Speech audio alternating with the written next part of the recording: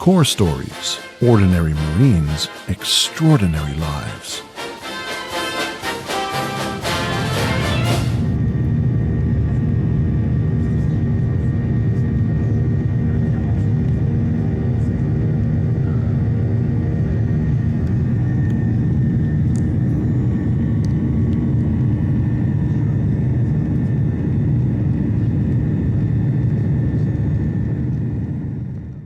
Back when I hit the fleet in 2012, always wanted to do MSG. So one of my friends was going to be an MSG in 2013. He went through the schoolhouse. He got stationed in Pakistan and the Dominican Republic at that time. So I always wanted to follow him. Always thought it was too hard, but unfortunately I fell in love. Decided to get married, so I couldn't be an MSG. Right.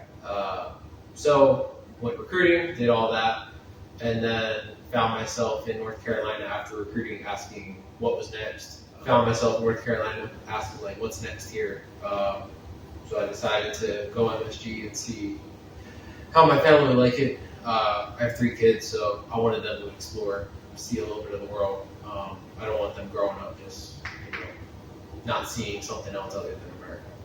So it was unique, but honestly, the fleet prepared me for that because I was a chief before this. The warehouse chief supply. So leading and having my own leadership style was already there for me.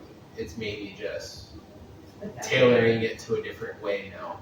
I've always been pretty easygoing, soft-going. I'm not afraid to go talk to somebody, so I think that's mainly why I'm decent out here. I'm originally ammo tech in the United States Marine Corps, but I then turned to be a career planner. So I'm not planning careers. I laterally move jobs. And then me as a career planner, I hand out this. I'm the person who he talks to go come do MSG. And usually career planners, we're not allowed to go do these jobs just because we're short staffed. Sure. But I just wanted to, I know what it's like being a military child. I've been a kid in, different places where being an American in a different country means something. And I take pride in that. Like a lot of, it's easy to be patriotic in your own country. You know what I mean? But exactly. Go be patriotic somewhere else.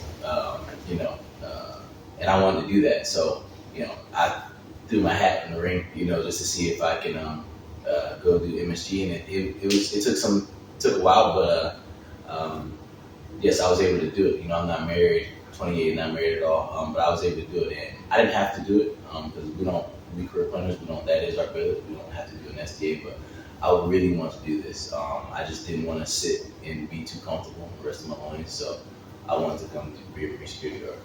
Oh, being relatively new in the Marine Corps, I didn't know MSG was a thing at all. So originally when I was trying to join, I was trying to go straight infantry. Just go straight down the pipeline. But, before I went through the whole process, I was like, I talked to my recruiters, let's get a look over of all the jobs you can. So, here's the computer, scrolling down. So I'm good to go. I just need to lock in what job. Oh, yeah. I was very lucky at the time because you know how it is. I was very lucky, so there was a lot of space available. So we were just looking through, and I saw something, I don't know, it's like MG or MG, whatever it was. So it was MG, and I was like, Marine Guard. I know what the military police is. It's not the same. I was very curious, what's that? I was like, you guard embassies. I was like, guard embassies? What do you mean? So he obviously wasn't the most knowledgeable because I guess he didn't have personal experience, but just that alone and what little he could explain to me, I was like, this is curious. Curious enough. I was caught on, and then he told me the program is relatively unique. It's relatively new, and you do go through infantry training, but you go to MSG after you're done with that. And I was like, so I get to do what I want and also do this new cool thing that I found out about. And I was like, okay. So yeah, that's what really attracted me. I was like, get a chance to go out, guaranteed chance to go out to other countries and stuff like that. I think in the embassy world for Marines, you have to have the self-confidence, honestly. Going back to that.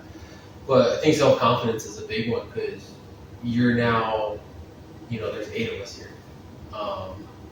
There's, 1 in 7. Yeah, we're 1 in 7.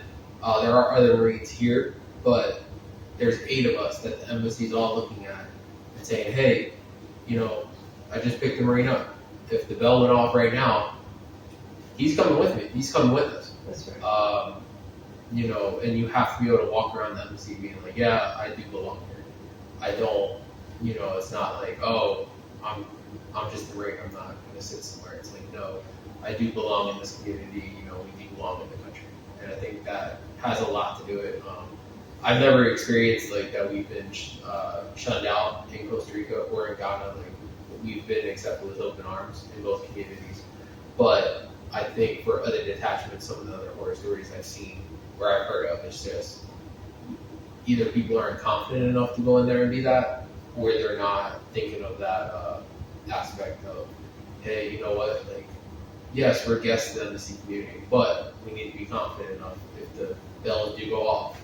I think with these two, the first full day at work, the bell went off. So I mean, if something went down, there's 8 of us here, and that's why we have to have some type of confidence. Just the constant knowledge of that, I'm an American here. Like, I mean, I just can't stress that enough. Like, I just can't stress that enough about being an American in a different country. Whether it's the home country watching or it's other countries that are in this country watching, somebody's watching, and just people have their own perspective, their own like perception of Americans. It's you don't know what you mean to someone. So you may I'm just American, but to someone else, they're looking, as like, well, I hear Americans are rude, or I hear Americans are nice. You have all the power in the world to shape that. Like, whether you plan on being that day is, could be, could speak volumes, to a person who's not used to seeing an American, And so I think you just holding yourself accountable, just we can be Americans around Americans all day, but holding yourself accountable around other countries, it means something. Americans like to question a lot, like why people don't like us or like why this and that. And it's like, there's a lot of things we do need to be mindful of when we're in other countries. I guess from a little experience about the Marine Corps and being pretty much younger than these guys, they have much more experience than I am. But I definitely would say being able to like hold on or properly respond or properly tackle all these responsibilities given to us, especially for someone who went through my program. So my program's a little different. I went straight away to MSG, where these guys went to the Marine Corps, went to the fleet, and then they went to the MSG program. I guess learning to be professional. Every day, someone particularly my age wouldn't interact with people like diplomats? This. Yeah, diplomats. So how I act, how I present myself is very important, right? Choice of words alone. I'm used to saying things a certain way, but obviously when I'm in front of, let's say, the ambassador, you gotta say things right. Or even my boss on a daily basis. Like okay, this is my boss. I gotta give him that respect. He deserves that respect. Let's present myself with it. So. The selection process is pretty rigorous. I wish you would have met the other Benny because he was actually a part of that selection process prior to Cairo. Wow. So that he could have elaborated a lot more. But the selection process is very rigorous. I mean, I took a lot from Costa Rica and tried to apply it here in Ghana. Ghana's been an experience. Never thought I would end up in Africa with 3 kids and a wife. But we're here. I mean, they're adjusting. We've all adjusted fairly well. No, I mean, this experience is definitely eye-opening. A lot of different things that you may see in other parts of the world, you don't really see here. Everyone is so, like, all the local people are so accepting. They really are. I mean, you have, everywhere you go, you're going to see maybe 1 or 2, goofy, crazy people, whatever you want to call them, whatever the correct term is these days. But mainly, they're so inviting and they're so accepting. I mean, this past weekend we went to the waterfall with an embassy trip, and I see my son running around and he's just like high-fiving all the waiters and they're just like playing with them. Everyone's so accepting. I don't know if it's just because of we're Americans, or if it's just their culture. But from what I'm told, it's the culture. So that culture is very eye-opening. So honestly, going back to America and going there where everyone's a little bit more fast-paced and probably a little bit more mean, and when you're trying to cross the street, they won't slow down, they'll just speed up. It's going to be an adjustment. I want to go to California right now because my wife, she's from Los Angeles. She's been traveling with me now. Be married 10 years this year, so we've been traveling for the past 8 years probably outside of California. It's a lot of sacrifice. It's a lot of sacrifice, so I think it's her turn. That's what she tells me at least. So I'll let And she's the boss. yeah, she's the boss. We'll let her think she's the boss. But let's edit that. But no. At the end of the day, you can show it. No, at the end of the day, the kids are ready to go back to California. They want to be near that part of the family. They want to be there. And I'm ready to just kind of hang out for a little bit, relax, maybe get a duty station to relax for a little bit. Okay. So. What's next? So I still have 2 other posts on my that I have to do, me and him as well. But I, as far as what I'm going to take with my experience, of course, like I said, I was in the Marine Corps before this. Before this, so I more so bring more than I take, for sure. I'm sure I will by the end of 3 years, but I bring a lot of knowledge from the other side for sure, but Marines who've never been to the fleet, and just a lot of career opportunities. Like, I'm pretty sure when he hits 20, I'm going to try to convince him at the career plan to do more than 20. Because there's a huge difference between doing 20 years and 20, as far as benefit wise, 20 years, 25, and 30. Huge difference. So, yeah. So prepare for that question. Oh, for sure. I'm gonna find out where he's at. I'm ready. Career planner.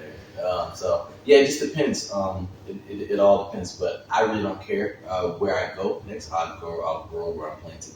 Wherever I go after this, I might go to a DC post after this. I don't know, hopefully not. But it all depends. I would love to go to Egypt. I would love to go to Egypt, period. For sure.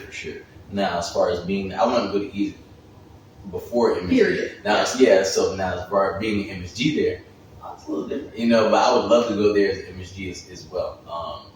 But I asked, I'm on my board, I asked to come to Africa. So I really want to come to Africa, see, because I'm my ancestry, I'm from Nigerian. So I really want to go to Lagos, but I got Ghana, I'm so fortunate that I got Ghana. No, I didn't know that until I got here. Okay. So I'm so, I can visit Nigeria, Lagos while I'm here if I want to. So my next post, where?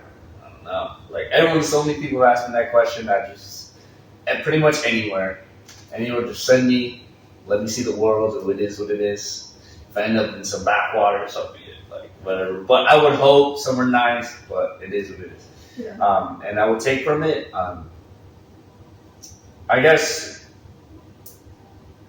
kind of relaying on back what I said earlier about being able to having this responsibility, being able to act like regardless of whether I have that support or not right with me, being entrusted to make those decisions right then and there. I've never been in the fleet, right? So as a result, I still don't know what that's like, but hopefully those more personal, individual skills that I learned here, I can transfer over to the fleet as someone who can be trusted. Hopefully by the time I get back to the fleet, I'll be a corporal. And by that time, hopefully I, have some sort of, and being in the infantry side of things, it's more focused on small team, small groups. So hopefully my experiences here on the MSG program has helped me learning with and working with smaller groups of individuals. I can transfer those skills to when I hit the fleet, because it'll be, that will be a culture shock for sure. And I'll be working with younger Marines who have been in the fleet for a little bit. So hopefully I will be able to prove to them that, A, I'm technically a new guy, but I have, hopefully these qualities that I can show you that you would trust in me and that I can lead us to success. No doubt. CorpsStories, Ordinary Marines, Extraordinary Lives.